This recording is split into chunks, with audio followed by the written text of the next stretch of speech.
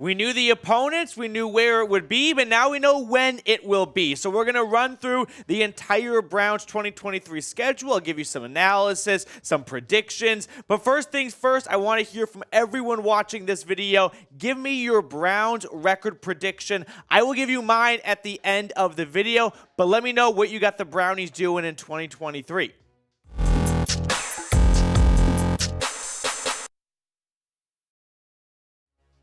Welcome into the Cleveland Browns Report by Chat Sports. Matthew Peterson here, breaking down the Browns schedule. Now, if you have not seen it already, let's not make you wait any longer. Let's jump right into it with Week 1 at home at Cleveland Browns Stadium, not First Energy Stadium, so get that out of your vocabulary, against Joe Burrow and the Bengals. Cool Joe is 1-5 all-time against Cleveland in his career. Not worried. Now, Week 2 at Pittsburgh. This is going to be a tough start to the season, right? You are playing the defending division champs, and then you're playing your, never easy division foe in the Pittsburgh Steelers on Monday Night Football. Now, the Steelers start the season at home against the 49ers, so they too have a tough start to the season. If either of those teams, whether it's Cleveland or Pittsburgh, lose Week 1, Week 2 is going to have a lot of drama behind it because you do not want to start off week 0-2 in this division. Week 3, they play the Titans at home. That should be a bit of a win. But, hey, you never know in the NFL. Things change week after week. Week 4 against the Ravens at home. Then they have an early bye. Not a fan. I like the bye week to be around 8, 9, or 10-ish. Week 5 bye means you got a lot of football to be played for the rest of the season. Week 6, they have the 49ers at home, so a good home stretch early in the year for the Muni lot. Week 7 and 8 are on the road. They go to Indy, and then they go to Seattle, so a long 2-week road trip right there. Then Week 9, home against the Cardinals. The only reason why the schedule matters is sometimes you don't know what quarterback you're going to be facing and when.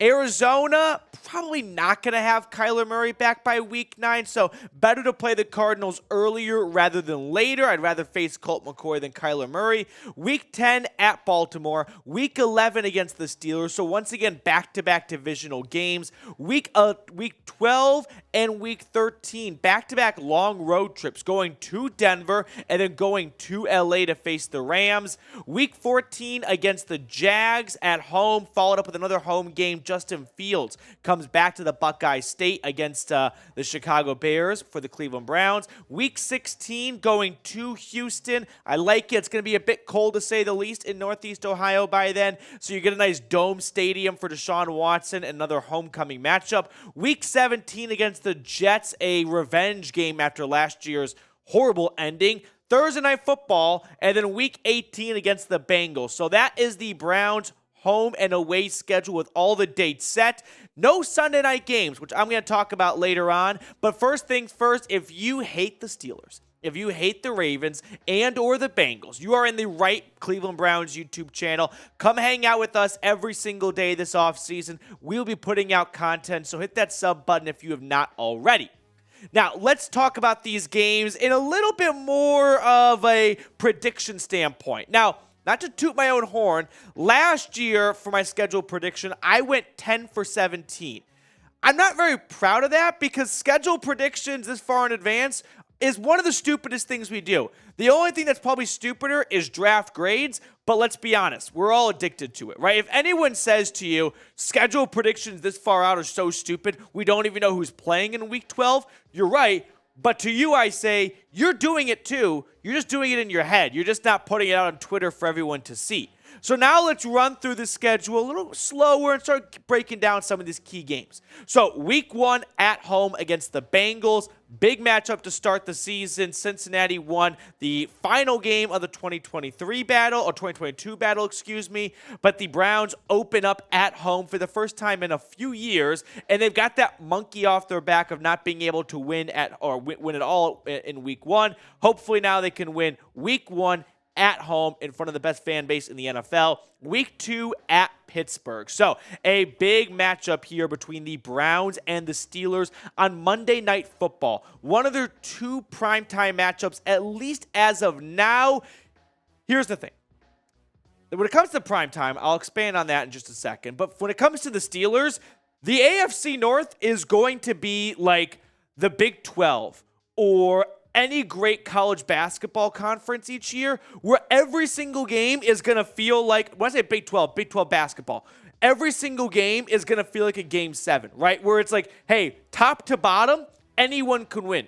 Fourth place team could take the number one team out, no problem, and no one would really raise an eyebrow if the Browns beat the Bengals or if the Steelers beat the Bengals or the Ravens beat the Steelers, whatever it may be. It's a absolute like death valley of a division. It's going to be that difficult. So for Cleveland to start the season off with two huge divisional games, we're going to learn a lot about this team and how they're going to combat maybe some adversity early on. Moving on to some more games, though, on the schedule. Week 3, home against the Titans. Tennessee is a team that you can really play them anytime you want, and I'm not going to be all that concerned. They just are entering a rebuild mode, so I'm going to look past them a little bit, but that's probably going to come back and bite me in the ass. Week 4 against the Ravens at home. Look at that. Of the first 4 games of the season, 3 of them against divisional opponents. So the NFL testing the Browns early on, not giving them a bit of a, cakewalk game. They got one with the Titans, but for a team that finished 4th last year, they are playing the defending divisional champ, a good Steelers team, and a rising Ravens team 3 out of the first weeks of the season. Moving on, they got that bye in week 5. Not a fan. Would much rather have this bye be in week 6, 7, or 8, just a little bit later on. Week 6 against the Niners. Now, I'm going to single out the 49ers game for a moment here because this is one of their toughest games from the NFC. The 49ers came up short in the NFC Championship game. The good news for the Browns is if you had to play the Niners, you'd rather play them in the first half of the season than the second half of the season. For whatever reason, San Francisco always gets off to a bit of a slow start. Week 6 is usually around the time they start to turn it around. Remember last year, they lost to the Bears week 1, the Broncos week 3. They kind of get it figured out around this point. Hopefully, for our sake, they get it figured out in week 7. All right, moving on with the rest of the Browns schedule. Week 7 at Indianapolis. This is a team you can play them anytime you want. Doesn't really matter. Indy, in my opinion, is going to be competing for a top 3 pick in next year's draft. Week 8 at Seattle. Another spot where I don't really have a strong opinion on where you wanted to play them. You can look at this through the lens of back-to-back road games. It's a bit tough, but at least after a West Coast trip, they get to come back home. Week 9, they get to play the Arizona Cardinals. Again, like I said earlier, you'd rather play the Cardinals earlier on because I'd rather face Colt McCoy than Kyler Murray, if I'm being honest, as anyone should be. So week 9 against AZ, that's probably a good spot to play them. Week 10 against the Ravens. So now the Browns go back to the division and they play Baltimore for a second time. This one coming on the road. Week 10 matchup. This is going to be another very difficult game. And like I said earlier, the AFC North is just going to be a murderer's row, right? Insert whatever analogy you want or Mad Lib you prefer. The AFC North, in my opinion, is going to be the toughest division in football this year. The only hesitancy I have for saying that is we said that about the AFC West last year. Didn't work out that way. So if there's too much hype around something, usually it doesn't work out. But I just do not see a way this one does not work out. Now, who you got in this one, by the way? Browns, Ravens at Baltimore. Let me know. First time Deshaun Watson goes to the Charm City as a Cleveland Brown, Let me know who you got in this game down below in the comment section. Moving on here, week 12, week 11 against the Steelers at home. Then week 12 at Denver. Another, decent road trip here. Cleveland has a couple games on the West Coast. They go to the Rocky Mountains to play Denver. Week 12, it's going to be a bit chilly at that point in the season, playing at Mile High. Week 13, a much nicer time to get away from Northeast Ohio and go to sunny Los Angeles. Week 14, they got the Jags at home. I'd rather play the Jags later in the season. That way, Jacksonville has to come up to Cleveland. I had the same logic for the Saints last year. Look how that turned out. but I'll try and stick by it. Week 15 against the Bears, it was a disastrous time for Chicago the last time they came to Cleveland. Different regime this time. Justin Fields looked much better, much improved. So that's going to be a tough game. Week 16, they go down to Houston and another Deshaun Watson return game. And then week 17, the game I've been trying to get to this whole time, against the Jets at home, a revenge game for last year because of the coaches, right? It's a revenge game for the special teams unit, for the defense. The offense did their part, but now it's up to the defense and the special teams to flip the script from last year. And honestly, Aaron Rodgers and the Jets, I think they are going to be this year's Broncos, right? Where last year everyone was super high on Denver, no pun intended, new quarterback, pump them full of primetime games, did not really work out as hoped for the NFL. So for the Jets, I think this is going to be that team this year. And for the Browns, they don't play a Thursday night game until week 17. So even though they got a bit of an early bye, they get the week 17 Thursday night game, which means they get a bit of a mini bye before week 18 against the Bengals. And